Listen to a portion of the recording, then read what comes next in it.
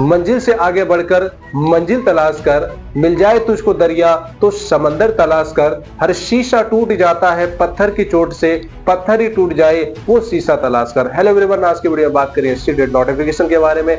जो सीटेट का नोटिफिकेशन आ चुका है, सीटेट एग्जाम के स्ट्रेटेजीज के बारे में। सीटेट एग्जाम को आपको हम बताएंगे टिप्स स्ट्रेटेजीज के साथ। एज ए एस्पिरेंट मैंने जो सीटेट दिसंबर में एग्जाम दिया था, क्या गलती आप लोग को नहीं करना है, किस तरह से जो अपने एग्जाम को बचाना है, सिक्योर करना है और क्या क्या गलतियां नहीं करना है। अगर आप एस्पिरेंट हैं, अगर आप तैयारी कर रहे हैं तो ये वीडियो आपके लिए है। और हम जो है आपको इस वीडियो के माध्यम से सारा चीज कवर कर देंगे, सारी चीजें आपको एकदम बेसिक लेवल से आपको अच्छे तरीके से समझा देंगे।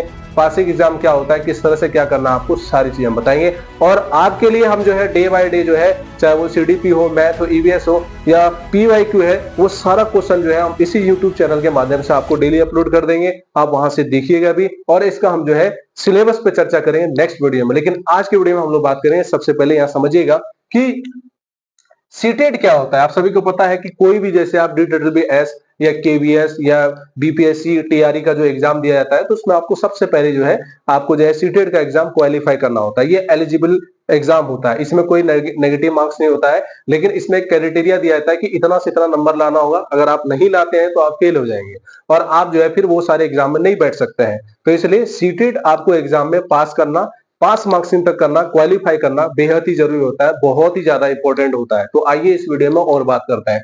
सबसे पहले क्या है कि इसका नोटिफिकेशन जो है, हम कह रहे थे कि दिसंबर में आने वाला है, लेकिन नहीं, ये जो है 8 फरवरी 2026 को कल नोटिफिकेशन आया, 24 तारीख को शाम को आया नोटिफिकेशन और आज हम वीडियो डाल रहे हैं, आज इस पर चर्चा कर रहे हैं। तो हुआ क्या है कि यहाँ पर जो है कल जो है शाम को आया नोटिफिकेशन 24 अक्टूबर को, और यहाँ पर जो है ये बताया गया है कि 8 फरवरी 2026 को एग्जाम होगा। लेकिन अभी तक कब से फॉर्म फिलअप होगा और कब तक लास्ट डे है, इस पर कोई चर्चा अभी नहीं किया गया है। पहली बात तो नहीं किया गया, सिर्फ बताया कि 8 फरवरी को आपका एग्जाम ले लेंगे फरवरी में। अच्छा खासा हमारे पास टाइम है। अगर 8 फरवरी से है तो हमारे पास देखिए नवंबर है, दिसंबर है और जनवरी है। सिर्फ का सिर्फ जो है 3 महीने हमारे पास टाइम बचा है। अगर 3 महीने अच्छे से जम से, अगर 90 दिन अगर हम लोग बढ़िया से मेहनत कर लेते हैं तो रिजल्ट हो जाएगा।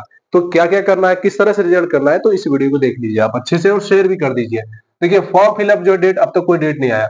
देखिए इसमें पेपर 1 to 5, पेपर 1 to 5 में वैसे ही आदमी जो है फॉर्म को भर सकते हैं जो डीएलएड किए हो, इंटर सिर्फ जो है इंटर किए हैं वो भर सकते हैं।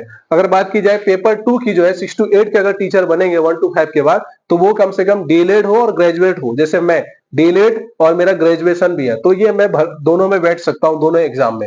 इसलिए आपको इस चीज का ध्यान रखना है। तो 6 to 8 वाले चाहे तो सिर्फ जो है ग्रेजुएशन किया तो इसी में से बैठ सकते हैं। पेपर 2 में और भी बैठते हैं, कौन बैठते हैं, डीएलएड के साथ, डीएलएड के बाद बैठते हैं बीएड वाले भी, बीएड वाले भी बैठते हैं, और जो बीएड वाले 6 to 8 के टीचर बनते हैं। बस इतनी सी बात आपको ध्यान रखनी है।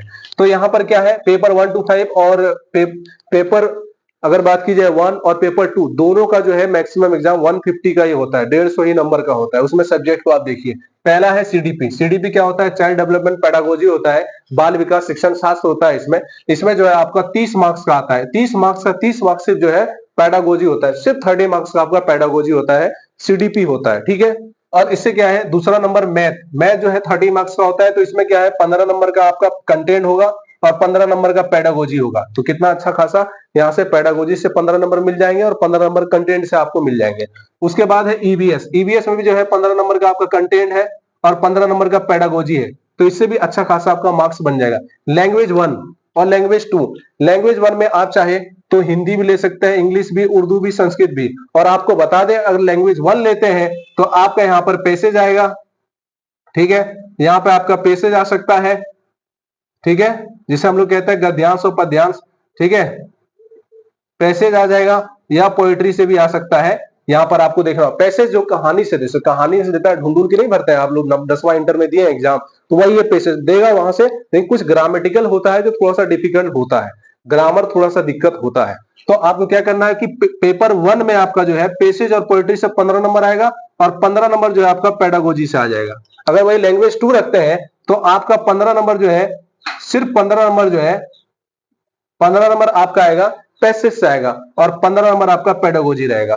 तो देख सकते हैं, अगर आप लैंग्वेज 1 का चूज करते हैं, अगर चुन रहे हैं, सेलेक्ट कर रहे हैं, तो देख के करना, क्योंकि ये बहुत ज्यादा डेंजरस हो सकता है। अगर आपका इंग्लिश ठीक है तो ही पेपर 1 लेना, अगर आपका हिंदी ठीक है तो ये पेपर, लेकिन सब लोग तो हिंदी रखते हैं, हम भी पेपर 1 में हिंदी ही रखते हैं, क्योंकि हिंदी ठीक ठाक है, पद्यांश बना लेंगे, गद्यांश बना लेंगे तो चलता है इतना। लेकिन और सब्जेक्ट जैसे इंग्लिश है, ये तो बहुत ज्यादा समझने को दिक्कत होता है। अगर सीबीएसई वाले तो कर लो, अच्छी बात है। तो बात ध्यान रखना है कि 15 नंबर से आपसे पैसेज और पोएट्री बन जाएगा यहाँ पर, और 15 नंबर का पेडागोजी। तो लैंग्वेज 1 सोच समझ के आप लोग सिलेक्ट करना, गलती मत करना। तो इसलिए ये चीज जरूरी है।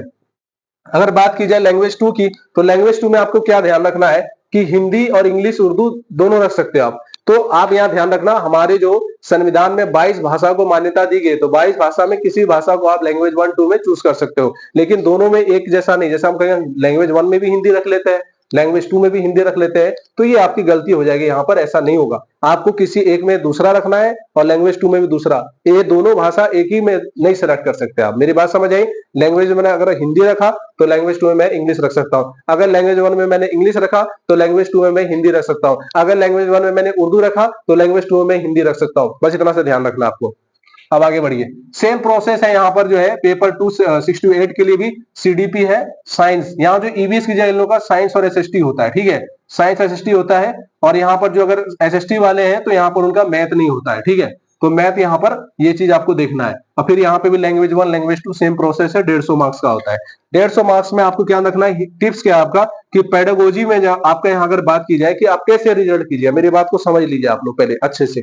अगर आप लोग सिर्फ पेडागोजी से अगर बढ़िया से पढ़ लेते, जैसे मैंने पेडागोजी अच्छा खासा पढ़ा था, तो मैंने ठीक ठाक नंबर उठाए थे, फिर भी मेरा मतलब कुछ नंबर से रह गया। लेकिन एस्पिरेंट, मैं कह रहा हूं कि मैं एस्पिरेंट हूं, तो मैं तैयारी कर रहा हूं और आपको यहाँ पर इस चीज को बता रहा हूं। मेरे साथ जो बीता आपके साथ ना बीते, इसके लिए मैंने ये वीडियो बनाया। इसलिए वीडियो को पूरा देखिए और अपने दोस्तों से जरूर शेयर कीजिए। काफी मेहनत लगता है हमको वीडियो बनाने में, तो इसका थोड़ा सा आपको ध्यान रखना है, ठीक है। अब मेरे पास बहुत बड़ा डिजिटल बोर्ड, बहुत बड़ा स्टूडियो नहीं है, मैं छोटा से स्टार्ट किया हूं आपके सपोर्ट से। फिर आगे देखते हैं क्या होता है, क्या रिजल्ट आता है। तो सबसे पहले आपका 150 मार्क्स का होगा। अगर सिर्फ 150 में आपने जो है पेडागोजी पे मेहनत कर लिया तो 90 नंबर इससे आ जाएंगे। तो अगर आप 90 नंबर कैसे लाना है, मैं क्या किया था जानते हो कि PYQ जो है थोड़ा बहुत ही किया था, 2-3 साल का। मैंने सोचा मेरे से बन जाएगा, अरे ये तो आसानी को, सब तो यही बोलते हैं कि बहुत आसान है, बहुत आसान। आसान है नहीं, बस पढ़ोगे तो आसान हो जाएगा। 2015 से 2025 का 10 साल का कोई भी एग्जाम दीजिए, 10 साल का अगर आप PYQ नहीं बनाते हैं तो फिर आपका रिजल्ट ऐसे भी नहीं होता है। तो 10 साल का आपका बनाना है, 10 साल का आप सोल्व कर लीजिएगा। फिर आप किसी भी एप्लीकेशन पर, चाहे वो आप जो है सेट लगाइए, ठीक है, मॉक टेस्ट दीजिए ऑनलाइन। अगर कहीं पढ़ते हैं कोचिंग में तो मॉक टेस्ट आप देते कि नहीं देते? मॉक टेस्ट ज्यादा से ज्यादा दीजिए। जितना मॉक टेस्ट देंगे तो वहां से आपको क्या पता चलेगा, टाइम मैनेजमेंट का। जब मैंने दिसंबर में एग्जाम दिया था पेपर 2 का, जानते क्या हुआ था मेरे साथ कि पेपर ही मेरा छीन लिया था, टाइम ही नहीं पता चला मैथ का क्वेश्चन बनाना, क्योंकि मेरे साइंस है और मैथ किया था मैंने। तो इतना दिक्कत हो रहा था हमको, बहुत ज्यादा परेशानी हो रहा था। तो क्यों? क्योंकि हमें ज्यादा से ज्यादा प्रैक्टिस करना था। तो इस जगह हम लोग ये नहीं सोचना है आसान है, 1 महीना पढ़ेंगे हो जाए रिजल्ट, ये नहीं सोच लेना, नहीं तो निकल लोगे फिर वही 70-60 में टपक जाओगे और वहां से तुम जो है भीड़ से पीछे हो जाओगे। तो संख्या भरी जाती है 10 लाख की, लेकिन पास होते हैं 2 लाख। वजह क्या है? Over confidence. तो इस वीडियो के माध्यम से आपको ओवर कॉन्फिडेंस रखना है, सिलेबस को देखना है। सिलेबस के लिए मैं नेक्स्ट वीडियो बनाऊंगा और उस पर सारी चीजें मैं आपको समझा दूंगा। अब समझिए पासिंग मार्क्स क्या होता है। जनरल के लिए 90 मार्क्स, ओबीसी SC ST के लिए 82। जो जनरल है उनको 90 और यहाँ 82 लाना पड़ेगा ओबीसी SC ST को। तो मैं कहता हूं कि 90-90 तो सबको लाना है, चाहे आप कुछ भी रहे। और हमारा टारगेट होना चाहिए कि हम 100 मार्क्स कम से कम लाएं। इस तरह से हमारी 3 महीने की तैयारी होनी चाहिए कि हम 100 मार्क्स लेके आए। उसके लिए कुछ नहीं है, आप टाइम टेबल बनाइए और टाइम टेबल के मुताबिक जो है आप सब्जेक्ट को बांट दीजिए। 5 ही सब्जेक्ट है तो 5 सब्जेक्ट को आप।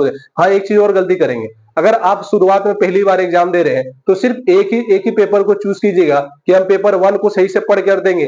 दोनों एग्जाम में बैठ जाइएगा तो थोड़ा मुश्किल होगा, दोनों आप नहीं निकाल सकते हैं। मैं खुद बैठ गया था तो गलती किया था, नहीं हो पाया। सिर्फ एक हम पहले पेपर को सेलेक्ट करेंगे, क्योंकि मेरे साथ जो भी मेरे उस समय एग्जाम दे रहे थे वो सब निकाले हुए एग्जाम थे, मतलब उन्होंने एग्जाम करेक्ट कर रखा था, फिर वो लोग बैठे थे दिसंबर में कि और मेरा नंबर बढ़े। वजह यही है कि उन लोगों का निकल गया था, तो इसलिए वो तैयारी करके आए, तो दोनों पेपर में बैठे, देखे दोनों प्रेजेंटेशन सही जा रहा था। तो पहली बार अगर बैठ रहे हैं आप गलती मत करो। अगर हमने किया तो आपको बता रहा हूं, क्योंकि आप भी एक एक्सपीरियंट है, हम भी एक्सपीरियंट, हमारा काम है आपको बताना। और इस वीडियो के माध्यम से बहुत सारी चीजें हमने आपको ऐसे ही बताया। क्या करना है कि आप एक पेपर को चूज कीजिए। पहले हम पेपर 1 ही बढ़िया से पढ़ेंगे, क्योंकि इसमें बहुत ज्यादा गहराई है, हमको पता नहीं है। आप जैसे डीएलएड बीएड का पढ़े हैं ना, सिलेबस में है ना, देख रहे हैं तो लेवल। तो इसलिए पेपर 1 ही को चूज करते हैं। अगर हाँ ओवर हमारे पास है समय, टाइम है, आपने बहुत अच्छा पढ़ा है, तो पेपर 2 आप देख लीजिए। अगर आपकी है। मेरे को तो समझ नहीं आया, इसलिए पेपर 1 पे ही ज्यादा फोकस कीजिए। अगर आपका बीएड वाले तो पेपर 2 और एस्टेट दिया आपने, आपको पता ही है। तो बस यही चीज है और कुछ नहीं है।